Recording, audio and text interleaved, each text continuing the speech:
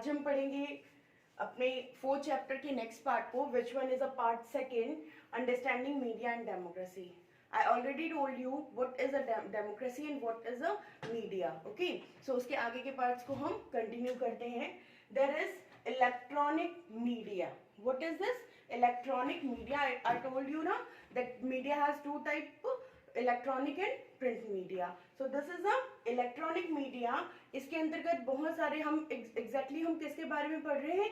Indian media के बारे में पढ़ रहे हैं. तो कब लॉन्च हुआ, कैसे हुआ, फर्स्ट टाइम कहाँ पे किया गया, इन सारी चीज़ों की इंफॉर्मेशन हमें पढ़नी है. सो इलेक्ट्रॉनिक मीडिया कैसे स्टार्ट हुआ, पहला नाम क्या रखा गया, कहाँ स्टार्ट हुआ, ये पढ़ते हैं. प्रसार भारती के नाम से ब्रॉडकास्टिंग काउंसिल ऑफ इंडिया को सबसे पहले इलेक्ट्रॉनिक इंडिया जो मीडिया है वहां पे उसको माना गया. क्या नाम दिया गया? Prasar Bharati, broadcasting council of India. इसको किसके अंतर्गत काम कर रहा था प्रसार भारती?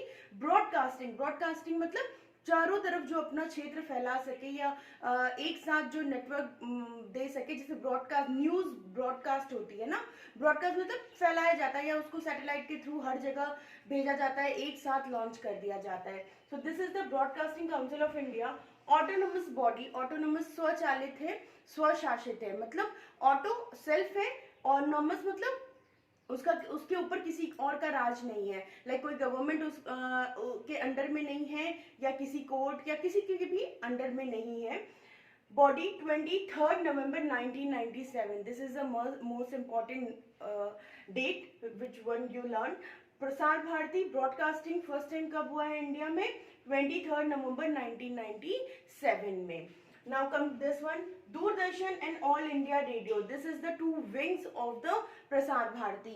दो अलग तरीकों से दूरदर्शन, जिसको हम टीवी पे देख सकते हैं, अभी भी दूरदर्शन का चैनल गवर्नमेंट की तरफ से, जो सुदूर देश होते हैं, जो ऐसे एरियाज, रिमोट एरियाज होते हैं, वहाँ पे भी दूरदर्शन देखने को मिलता है. तो ये गवर्नमेंट चैनल है. यहाँ पे आपको कृषि से संबंधित न्यूज, जो भी जरूरी चीजें हैं उनसे संबंधित आपको चीजें मिल जाएंगी. सो ऑल इंडिया रेडियो, ये हम सबको पता है, जो हम रेडियो सुनते हैं उसमें जो गवर्नमेंट का है उसकी बात कर रहे हैं. Were the two wings of Prasar Bharati. Headquarter new Delhi. इसका हेडक्वार्टर कहाँ पे है? न्यू दिल्ली में. तो हम लोगों ने क्या चीजें सीखी कि first broadcasting council in India, जो कि 23 नवंबर 1997 में किया गया था. This is the Prasar Bharati. इसका नाम क्या है? प्रसार भारती. इसके टू विंग्स कौन से हैं? दूरदर्शन और ऑल इंडिया रेडियो. उसके बाद अगर हम बात करें तो Akashvani. First broadcast on radio. सबसे पहला ब्रॉडकास्ट रेडियो में कब हुआ था? Launch in India in 1927 from Bombay and Calcutta. Bombay and Calcutta, आज के टाइम पे हम इन्हें मुंबई और कोलकाता के नाम से जानते हैं. Okay. Name was changed to All India Radio in 1936 and renamed Akashvani in 1957. All India radio 1936 में है. इसका नेम चेंज करके 1957 में क्या कर दिया गया? आकाशवाणी. ओके. तो ये हर जो डिस्ट्रिक्ट है, जो सिटी है, वहाँ पे इनका जो मेन हेडक्वार्टर रहता है वो रहता है. और मेन अगर हम पूरे इंडिया की बात करें तो इनका हेडक्वार्टर कहाँ है प्रसार भारती का? न्यू दिल्ली में. तो ये बात हो गई हमारे फर्स्ट जो प्रसार भारती की, जिसके अंदर दो विंग्स आते हैं. नेक्स्ट हम बात करेंगे इसके आगे कि हमारे इलेक्ट्रॉनिक मीडिया में और कौन सी चीजें हैं. ऑल इंडिया रेडियो, और उसके बाद एक बहुत फेमस आता है जिसको बच्चे भी बहुत ज्यादा पसंद करते हैं, एफएम रेडियो. नाम आप सबने सुना होगा, एफएम चैनल्स. और द सेकंड वन क्या है? FM channels. चैनल्स इसलिए लिख रहे हैं यहाँ पे बिकॉज कि इनके एक या दो नहीं बल्कि बहुत सारे चैनल्स हैं. 93.5, 98.3, 97.1, बहुत सारे हैं. तो एफएम चैनल्स को लॉन्च किया गया. All India radio operates the 9 FM. कितने इनके चैनल है अगर बात करें तो 9 एफएम स्टीरियो चैनल्स हैं. और कहाँ कहाँ पे हैं? Delhi, Mumbai, Kolkata, Chennai, Bengaluru, Panaji, Lucknow, Cuttack and the Jalandhar.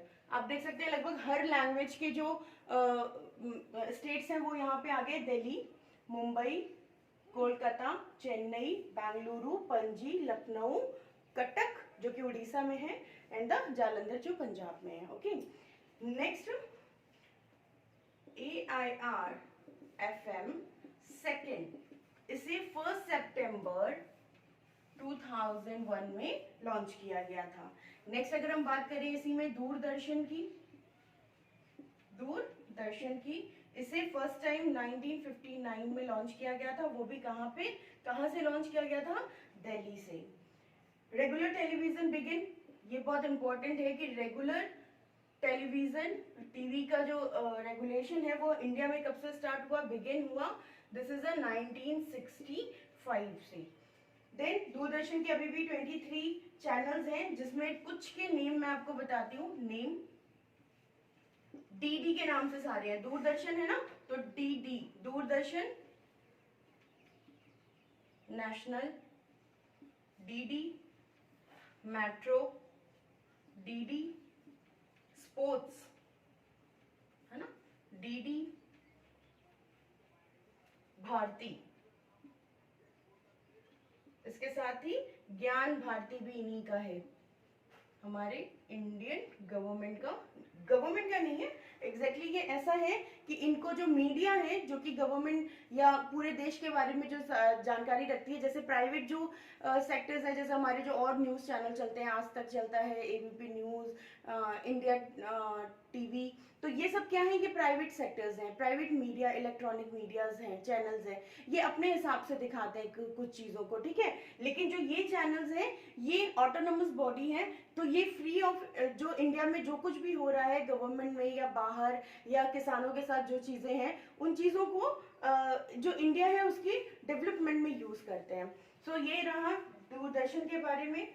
इसके बाद हम बात करेंगे प्रिंट मीडिया की. इलेक्ट्रॉनिक मीडिया बस इतना ही है आपका. सबसे ज्यादा आपको किस पे फोकस करना है? डीडी दूरदर्शन पे. सेकंड है AIR-FM चैनल्स पे. ओके, आकाशवाणी. नेक्स्ट आ जाते हैं प्रिंट मीडिया. प्रिंट मीडिया पहले ही आपको बताया मैंने. प्रिंट मीडिया जिस चीजों को हम प्रिंट कर सकते हैं ना, जैसे न्यूज़पेपर्स, मैगजीन्स, पैम्पलेट्स, है ना, तो this is called as a print media. इनकी जो स्टार्टिंग है वो कब हुई थी? इनका starting register of newspapers in India establish हुआ है RNI, register newspapers in India, जिसे हम किस नाम से भी जानते हैं? RNI. प्रेस रजिस्टर एस्टैब्लिशमेंट हुआ है 1 जुलाई इन 1956. प्रेस इंफॉर्मेशन ब्यूरो, ये अलग अलग नाम दिए गए हैं. PIB, press information bureau. Next है UNI, United news of India. Right है, प्रेस ट्रस्ट ऑफ, सॉरी, हाँ, इसके प्रेस ट्रस्ट ऑफ इंडिया. ये किसके अंतर्गत आ रहे हैं? ये आ रहे हैं प्रेस इंफॉर्मेशन ब्यूरो. ओके, इसे भी आप PIB कह सकते हैं. And the second is United news of India. Okay, next press council of India. Press council of India, PCI, established in 1978.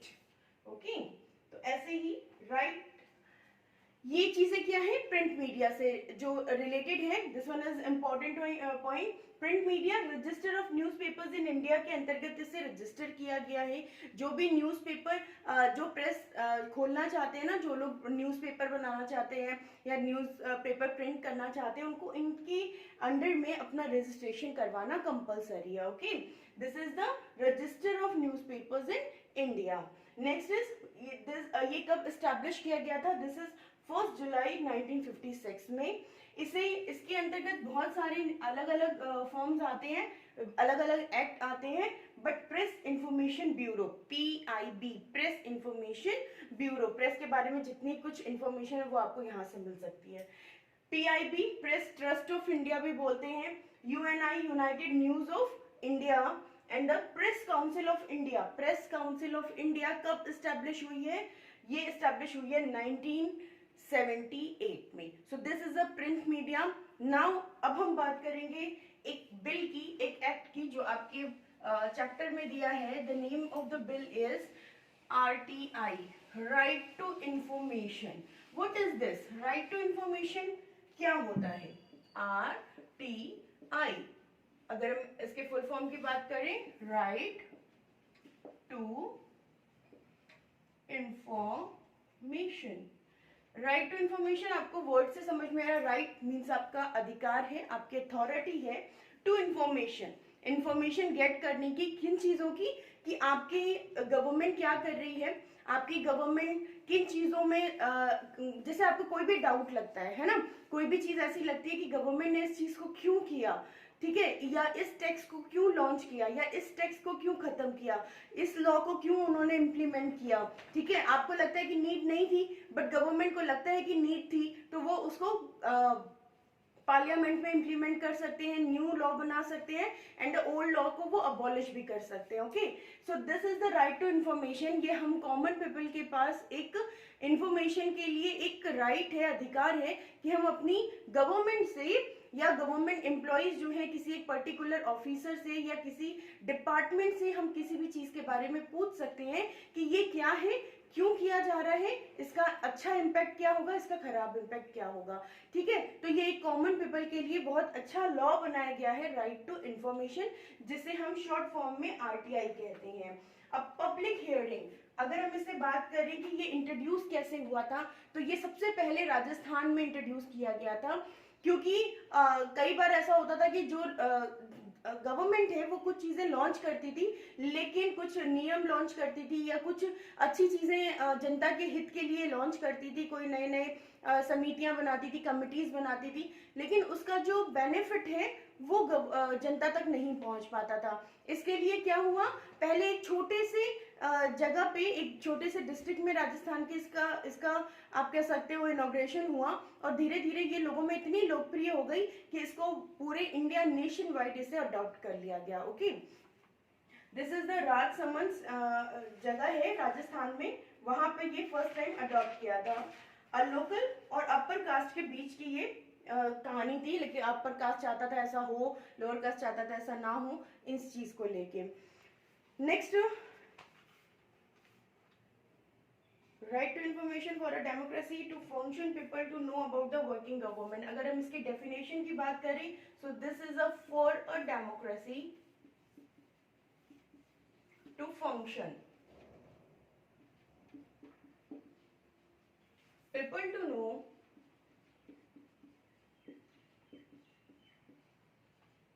about the working